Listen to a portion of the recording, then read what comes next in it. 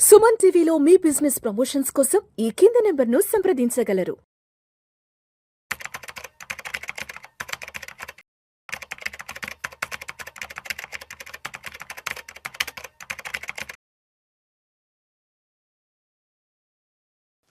Suman TV ప్రేక్షకులకు స్వాగతం. నేను doctor Anil Kumar Bachchu, certified financial ప్లానర్ని. అందరూ కూడా చాలామంది ఇన్వెస్ట్మెంట్స్ అనేది చాలా చిన్న ఏజ్ నుంచే మొదలు పెడతా ఉంటారు. పెట్టాక ఏంటంటే మనం ఇన్ఫ్లుయెన్స్ అవుతూ ఉంటాము. వాళ్ళు వీళ్ళు చెప్తారు, ఆర్ మన ఓన్ ఎక్స్పీరియన్సెస్ బట్టి మనం ఇన్వెస్ట్ చేస్తూ ఉంటాం. సో అంటే ఈ ఇన్వెస్ట్ చేసినప్పుడు కొన్ని తప్పులు చేసి కొన్ని టైమ్స్ ఏంటంటే డబ్బులు పొడగొట్టుకుంటూ ఉంటాం. సో ఎందుకు పొడగొట్టుకునే కొన్ని కారణాలను విశ్లేషిద్దాం. దీనివల్ల ఏంటంటే మీ జర్నీలో కూడా ఇట్లాంటి తప్పులు చేసుంటే కరెక్షన్ చేసుకోవడానికి, ఆర్ ఇట్లాంటి సిచ్యువేషన్స్ వస్తే నెక్స్ట్ టైము నేను ఎలా తప్పించుకోవచ్చు అనేది ఈ వీడియోలో డిస్కస్ చేద్దాం. సో ఫస్ట్ థింగ్ వచ్చేసి ఏంటంటే అందరూ కూడా ఈ మధ్యలో ఏంటంటే అప్పు ఈజీగా పుడుతుంది, పర్సనల్ లోన్ ఈజీగా వస్తుంది, హోమ్ లోన్ ఈజీగా వస్తుంది, హోమ్ లోన్ మీద టాప్అప్ లోన్ అని ఒకటి ఈజీగా వస్తుంది, ఆర్ మార్ట్గేజ్ లోన్ అని ఈజీగా వస్తుంది. సో లోన్ అనేది ఈజీగా పుట్టడం వల్ల అందరూ చాలామంది తప్పు చేసే పని అనమాట. ఈజీగా నాకు 9.25లో 9%లో 8.5లో నాకు లోన్ వస్తూ ఉంది, ఒక 20 లక్షలు తీసుకొని నేను మ్యూచువల్ ఫండ్లో పెడతాను ఆర్ ఇంకొక ఫండ్లో పెడతాను అనే క్వశ్చన్ చాలా అట్లీస్ట్ వారానికి ఒక 4-5 నాకు ఫోన్ చేస్తూ ఉంటారు. అది ఎంతవరకు మంచిది అంటే అంటే చాలా చాలా మటుకు అది పద్ధతి కాదు. కొన్ని కేసుల్లో మాత్రం అప్లికేట్ అవుతుంది. ఎట్లా అంటే నీకు అసలు ఏవీ లోన్స్ లేవు, నీ దగ్గర క్యాష్ ఫ్లో చాలా బాగుంది, అక్కడ అప్పుడు తక్కువ ఇంట్రెస్ట్ ప్రాబ్లీ 7.5, 8లో నీకు లోన్ వస్తూ ఉంది, లో రిస్క్, మీకు ఎఫెక్ట్ అవ్వదు సిబిల్, చాలా తక్కువ రేట్లో ఇంట్రెస్ట్ వచ్చినప్పుడు ఏంటంటే మీరు ఈ డబ్బులు ఏవైనా సరే మీకు ఆ లోన్ కట్టే కేపబిలిటీ ఉంది, ఆ ఈఎంఐ కట్టే కేపబిలిటీ ఉంది. అలాంటి కొన్ని రేర్ కేసులో మాత్రమే అప్పు తెచ్చైనా సరే ఇన్వెస్ట్ చేయొచ్చు. ఇది కొన్ని కేసుల్లోనే. But majority case 95% of the cases అప్పు తెచ్చి ఇన్వెస్ట్ చేయొద్దు. ఎందుకంటే ఇన్వెస్ట్మెంట్స్ ఎప్పుడు కూడా లీనియర్ సైకిల్లో వెళ్ళవు.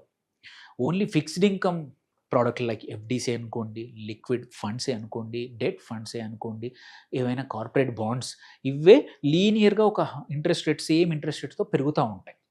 బట్ అక్కడ మీరు తెచ్చే అప్పుకి దీని నుంచి వచ్చే రిటర్న్కి ఎటువంటి పెద్ద మార్జిన్ ఉండదు కాబట్టి అది సెన్స్ చేయదు మీరు అంటే ఆ ఇన్వెస్ట్ చేయడానికి. ఈక్విటీలో వచ్చేవరకు మనం ఎందుకంటే చాలామంది టెంప్టేషన్ ఎందుకు గురవుతారంటే ఈక్విటీలో 14, 15, 16% కనబడుతుంది సిఏజిఆర్. ఇక్కడ నాకు 7-8 వస్తుంది. అంటే అప్పు తెచ్చి మరి నేను అడిషనల్గా ఒక 7-8% జనరేట్ చేస్తున్నాను కదా అనే లాజిక్ ఇది ట్రూల్ కరెక్టే. బట్ ఏంటంటే మన క్యాష్ ఫ్లో ఉంటేనే కరెక్ట్. క్యాష్ ఫ్లో ఇబ్బంది ఉంటే మనం కట్టలేకపోతే మాత్రం ఇబ్బందులు పడతాం. అయినంతవరకు అవాయిడ్ చేయడం మంచిది. చాలామంది తప్పు చేస్తూ ఉంటారు. ఆర్ ఏదో ఒక రూపంలో డబ్బులు లిఫ్ట్ చేస్తారు, ఆ డబ్బుని తీసుకెళ్ళి పెడతారు.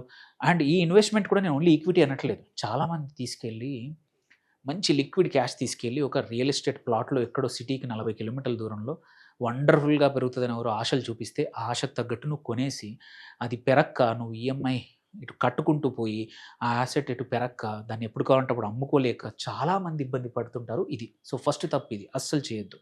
సేవ్ చేయండి, తర్వాత ఇన్వెస్ట్ చేయండి మోస్ట్ ఆఫ్ ద కేసెస్లో. సెకండ్, అన్నింటికన్నా ఇప్పుడు తెలుగు రాష్ట్రాల్లోనే కాదు ఇండియా మొత్తంలో తొందరగా రిచ్ అయిపోవాలని అందరికీ కోరిక. ఎస్పెషలీ 20స్లో ఉన్న వాళ్ళకి క్విక్ రిచ్ అనేది. అందుకోసమే మనం చూస్తున్నాం గ్యాంబ్లింగ్ నేచర్ పెరిగిపోయింది, రిస్క్ ఎక్కువ తీసుకుంటున్నాం. థ్యాంక్ఫుల్లీ ఏమంటారు, సెంట్రల్ గవర్నమెంట్ మొన్న గ్యాంబ్లింగ్ యాప్స్ని ఆర్ మనీ పెట్టి మనం గ్యాంబ్లింగ్ చేసే యాప్స్ అన్ని బ్యాన్ చేసింది కాబట్టి సరిపోయింది.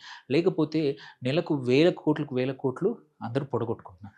సో ఇందులోనే ఇన్వెస్ట్మెంట్లో కూడా చూసుకుంటే ట్రైంగ్ టు గెట్ రిచ్లో ఇప్పుడు ఆప్షన్స్ ఉన్నాయి మార్కెట్లో, ఎస్పెషల్లీ డెరివేటివ్స్ అంటాము, ఫ్యూచర్స్ ఆన్ ఆప్షన్స్. ఎస్పెషల్లీ ఆప్షన్స్లో డబ్బులు చాలామంది పొడగొట్టుకుంటున్నారు. అదేంటంటే వస్తే మంచి రావచ్చు, పోతే జీరో అనమాట, జీరో సమ్ గేమ్. అంటే it's like A lottery only. మనం ఎంత చదువుకొని ఎంత తెలుసుకొని చేద్దామన్నా it's like A lottery. So options లాంటి క్విక్ రిచ్ మెథడ్లు పక్కన పెట్టండి, వాటిని దూరంగా ఉంచుకోండి. దెన్ ఇంకొక ఇంపార్టెంట్ థింగ్ అందరూ చేసే తప్పు ఏంటంటే రీసెర్చ్ చేయకుండా ఎవరు వచ్చినా వాళ్ళకి ఎస్ చెప్పేయడం ఇన్వెస్ట్మెంట్స్కి. So most of the time ఏంటంటే దీంట్లోనే నీకు ఎక్కువ ఇంట్రెస్ట్ రేట్ గానీ, ఎక్కువ రిటర్న్స్ వచ్చే యాస్పిరేషన్ ఉంది.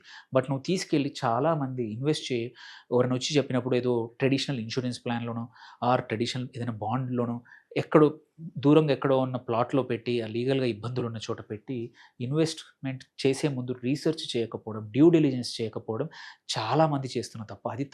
దాన్ని అవాయిడ్ చేయడం చాలా ఇంపార్టెంట్. ఎంత మంచి వ్యక్తి వచ్చి చెప్పినా సరే, ఎంత family friend most of the time ఏమవుతుందంటే, మన ఫ్యామిలీ ఫ్రెండో, మన ఫ్యామిలీ మెంబరో ఎవరో వచ్చి, "అరే! నేను ఇది తీసుకున్నాను, నువ్వు తీసుకోమని" చెప్పే మెంటాలిటీ క్వైట్ కామన్. ప్రతి 2 ఇన్వెస్ట్‌మెంట్‌లో ఒకటి కంపల్సరీ మన ఫ్యామిలీ ఆర్ ఫ్రెండ్ దగ్గర నుంచే వస్తుంది సజెషన్ మనకి. సో, ఇక్కడ మాత్రం ఎంత మీరు మాట వాళ్ళది విన్నా, సొంత రీసెర్చ్, సొంతంగా కొంచెం తెలుసుకోవడం చాలా ఇంపార్టెంట్. ఇది ఎవ్వరు ఎంత చిన్నప్పుడు ఇది నేర్చుకున్నారంటే అంత మంచి మనీ మేకింగ్, వెల్త్ బిల్డింగ్‌కి మీరు సహాయపడుతుంది. Then obviously lack of patience అనేది మోస్ట్ ఇంపార్టెంట్. అందరికీ ఇట్లా ఇన్వెస్ట్‌మెంట్ చేయగానే రేపటి నుంచే ఆ యాప్ తీస్తారు. ఓకే. ఇవాళ పెరిగిందా లేదా? అరే! ఇవాళ మార్కెట్ పెరిగింది. ఇవాళ సార్ నాది పడిపోయింది ఇవాళ నేనేం జేయాలి? థింగ్ ఏంటంటే ఇన్వెస్ట్‌మెంట్స్ ఎప్పుడు కూడా లాంగ్ టర్మ్. మనం ముందే చెప్తాం ఫస్ట్ 1 ఇయర్ అనేది ఈక్విటీ గానీ, ఏవైనా investment volatile ups and downs ఎక్కువుంటాయి. ఒక 1 ఇయర్ దాటాయంటే మార్కెట్స్ ఒక స్టేబుల్‌గా పికప్ అవుతాయి. వర్స్ట్ మార్కెట్ సైకిల్ అంటే పడిపోయే సైకిల్ గూడా ఒక 6 నెలల నుంచి 8 నెలలుంటుంది. అందుకే ఓపిక అనేది ఇష్టం. మీరు ఇన్వెస్ట్‌మెంట్ ఏది చేసినా సరే ప్రతిరోజు చూసుకోవాల్సిన అవసరం అస్సలు లేదు. సో, పేషెంట్‌గా నెలకొకసారి. అదే మీరు ట్రేడింగ్ లాగా చేస్తా ఉన్నారు. షార్ట్ టర్మ్ కోసం ఇన్వెస్ట్ చేస్తే యెస్. మీరు రోజు చూసుకోండి. No issues. బట్ లాంగ్ టర్మ్‌కి పేషెన్స్ ఉండనియండి. తొందర ఇన్వెస్ట్‌మెంట్ డిసిషన్‌లు చేంజ్ చేయకండి. మాటికి ఎగ్జిట్ అయ్యి ఇది బాలేదు, అది బాలేదని ఎళ్తే ఎక్కడా ఒక చోట లేకపోవడం వల్ల యూ విల్ నెవర్ మనం ఎప్పుడు కూడా వెల్త్ బిల్డ్ అనేది చెయ్యము. So, this is very important. Then దీన్ని కంటిన్యూటీయే చూసుకుంటే blindly following the crowd. Classic example మన సిల్వర్‌ది. సిల్వర్ ఇష్టం వచ్చినట్టు పెరిగిపోయింది అన్‌యూజువల్‌గా అని అందరూ కొంటున్నారు కదా! అని లైన్‌లో నిలబడి మరి ఫిజికల్ సిల్వర్‌ని కిలోలు, 2 కిలోలు, 3 కిలోలు నాకు తెలిసి కొద్దిమంది 50 కిలోలు కొన్నారండి. అది తినే వస్తువా? అది రోజు అవసరమైన వస్తువు కానే కాదు. అలాంటప్పుడు అంత పెట్టి కొంటే మళ్ళీ తర్వాత 1,80,000కి కొన్నారు. ఇప్పుడు 1,40,000 దగ్గరుంది. Huge losses. సో, తొందరపడి క్రౌడ్‌ని ఫాలో అవుతే మాత్రం ఫ్యాడ్ ఇన్వెస్ట్‌మెంట్ అంటాము. అందరూ చేస్తున్నారని చేయొద్దు. అది మీకు సూట్ అవుతదా లేదా? మీకు రిస్క్ ప్రొఫైల్ సూట్ అవుతదా? మీ పోర్ట్‌ఫోలియోకి సూట్ అవుతదా? తెలుసుకొని మీ ఒక అడ్వైజర్‌ని మాట్లాడి అది సూట్ అయితేనే ఇన్వెస్ట్ చేయండి. Just don't blindly follow it. And last important thing ఏందంటే మన ఎమోషన్స్‌ని మన ఇన్వెస్ట్‌మెంట్ డెసిషన్స్‌తో కలిపేస్తా ఉంటాం. నేను చాలా రిస్క్ తీసుకుంటానని నువ్వు రిస్క్ తీసుకుంటావు. But no. నీ emotion might be risk taking capability. But నీ ఇన్వెస్ట్‌మెంట్ మాత్రం నీకు ఓపిక ఉండకపోవచ్చు.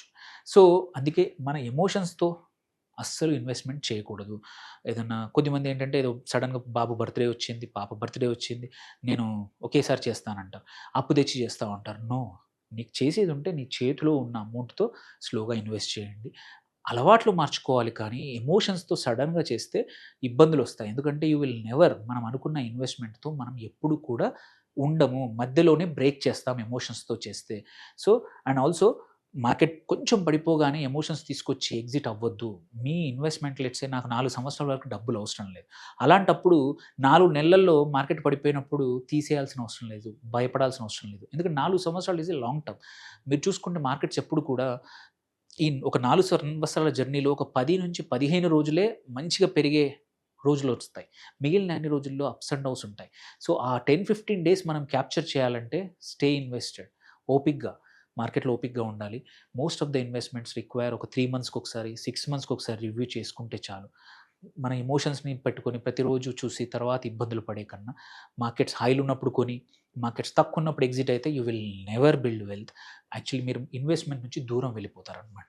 ఈ 7 తప్పులైతున్నాయో వీటిని మనం చేయకపోతే పక్కా మనం ఈవెన్ సింపుల్ ఇన్వెస్ట్‌మెంట్, సింపుల్ మనీతో కూడా చేసేది కూడా పక్కా మన గోల్ కన్నా మనం బియాండ్ ఎళ్తాం. యూజువల్లీ గోల్ పెట్టుకునేప్పుడు మనం తక్కువ కన్జర్వేటివ్‌గా ఇన్వెస్ట్ చేస్తాము. తక్కువ రేట్‌లో అనుకుంటాం. సో, మనం అనుకున్న గోల్ తొందరగా అవ్వడం గానీ, మనం అనుకున్న దానికన్నా ఎక్కువ క వెల్త్ క్రియేట్ చేయాలంటే మాత్రం ఈ తప్పులు చేయకపోతే ఇన్వెస్ట్‌మెంట్ చేసేప్పుడు పక్కా మనం అనుకున్నది సాధిస్తాం. Thank you for watching. Signing off doctor Anil Kumar Bachchu అండి.